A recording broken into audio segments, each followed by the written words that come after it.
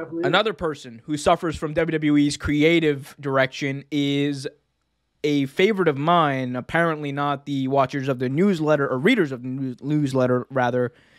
The Fiend Bray Wyatt was We were talking about this, and I'm so upset about this. Yeah. This is just makes no sense to me, but we'll talk about it. So we'll talk about Bray Wyatt's 3 awards because he won 3 this year. Most overrated wrestler, worst gimmick of the year went to The Fiend, and worst feud of the year, The Fiend versus Braun Strowman.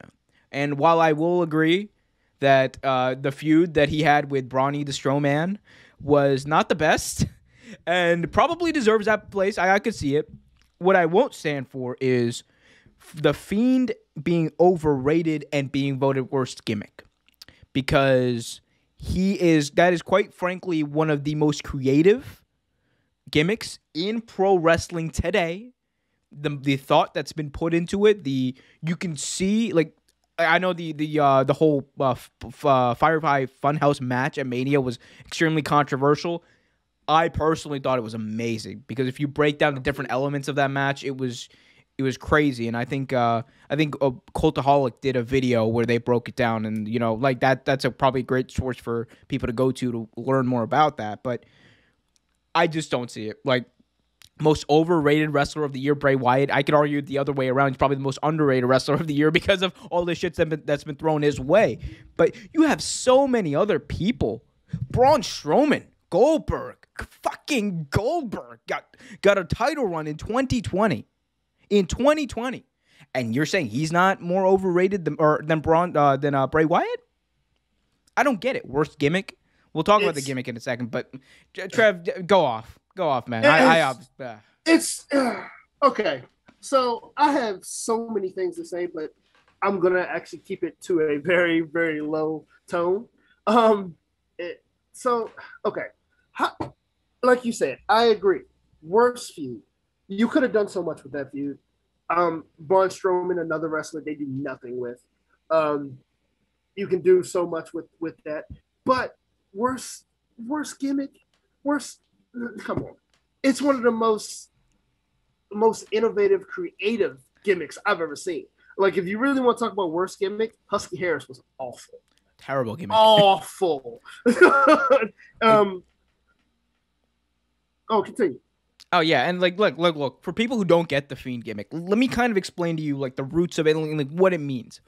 So the Fiend itself, this character that Bray Wyatt plays, it's a cross between Freddy Krueger from Nightmare on Elm Street, Mr. Rogers, and Mr. Jekyll and Dr. Hyde, one of those, so you know what I'm saying. But it's a cross between that. He is someone who obviously has some sort of mystical powers that we don't know about. He has the ability to go between these two people, and he has the ability to entrap people in his dreamscape. And he is essentially a horror villain. And in a time where I think, there's no fans, people crave that kind of escape that they don't get from the lack of fans in the Thunderdome, brother. They don't get that. They don't get that escape, right?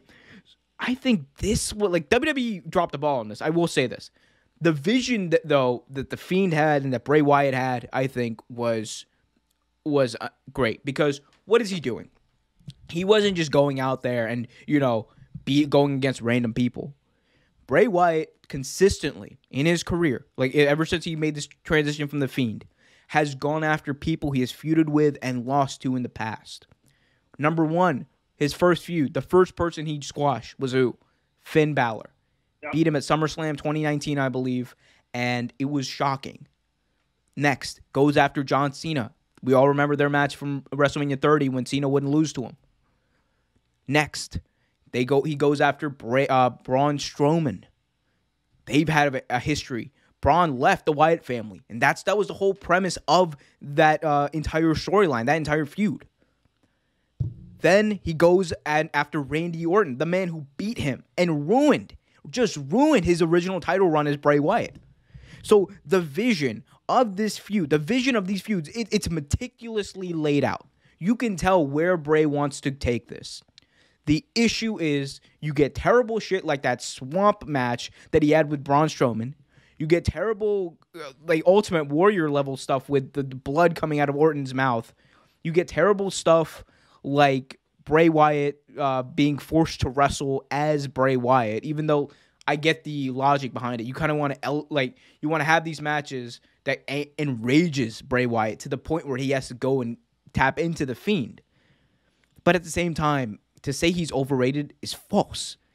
Bray Wyatt was one of the only reasons that I watched or kept up with WWE throughout 2019 and 2020 especially. And a lot of people say that the best segments on Raw would always be the Firefly Funhouse segments. Absolutely. Because it was different. You could tell where they were going. Like, you could tell it was creative. You know, he had the Vince McMahon puppet. And here's the thing. Nothing was wasted in those segments. Everything had a purpose. Whether it was, calling out Vince McMahon for being, a hypocrite and liking the big guys, or whether it was, him calling out his former gimmicks and Husky Harris and the Pig and with the Scarecrow and all that stuff. I just don't get it. I think that this is one of the most thought out gimmicks in a long time. I think probably arguably the most thought out gimmick in history, considering the amount of work. If you look into what he did, Bray Wyatt went to horror movie experts. Bray Wyatt went to costume experts before, when he was thinking about this, when he took time off in 2019, and he got it was like a huge light bulb, brain blast from Jimmy Neutron went off, and he went from there. So it's wrong. Hey, Smarks, y'all got this wrong. You got this wrong. I mean, you've got a lot wrong, but definitely you got this wrong. But let's go back real quick and to put a bow on this horrible atrocity. So the WWE seems to cater to especially in history, seem to cater to people that shouldn't have been catered to. The gimmicks kind of anyway. I think the most hardcore they catered to were Kane and Undertaker. They were the closest thing, and Mankind were the closest thing to horror they had at that particular point, the Attitude Era. And they catered to them, but I guess Bray Wyatt went too far. Come on. But Bray Wyatt is too far. Then, they don't really treat his famous family that good either. Mike Rotunda, IRS. They didn't do him well. They didn't do Bo Dallas well. They had talented wrestlers. Bo Dallas is literally sitting at home and getting paid right now because they have nothing to do with him. They said, we'll pay you, just sit at home. Exactly. And that's a shame because all three of the people I named, Bray Wyatt included, they have great talent. And to me, this is one of the best gimmicks I've seen in a long time. Agreed. The Fiend is leaps and bounds better than anything they're pushing right now. It's the most creative, it's the most engaging. And even I think this Randy Orton storyline that they're doing, the way they're executing it, I think is honestly kind of campy and I don't like it, but at the same time, it's the approach they took for it. Right. Honestly, at first it started great. What they did with Alexa Bliss, they brought Alexa Bliss' career here for the first time in a long time, and it was great. But like you said, now it's getting too campy. You set them on fire. I think what we're seeing though is kind of the pieces are there. That's what I'm trying to say. The pieces are there in these storylines and in Bray Wyatt's vision that we're seeing lay out, right? Whether it's bringing up someone like Alexa Bliss, whether it's all the stuff I mentioned earlier. The problem is you're seeing the points where WWE creative, and I think Vince especially, is getting involved, and those are the points that are just not good. Because when you allow, Bray Wyatt's a creator. When you allow him to create, and do and execute his vision, it's going to be executed right because he's the guy who has that vision. You can't just let Vince McMahon come in and say, "Oh well, goddamn pal, Orton's gonna throw up blood this week.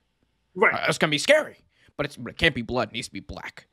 We did the same gimmick back at the Ultimate Warrior. Papa Shango. God damn it. Should have ran out.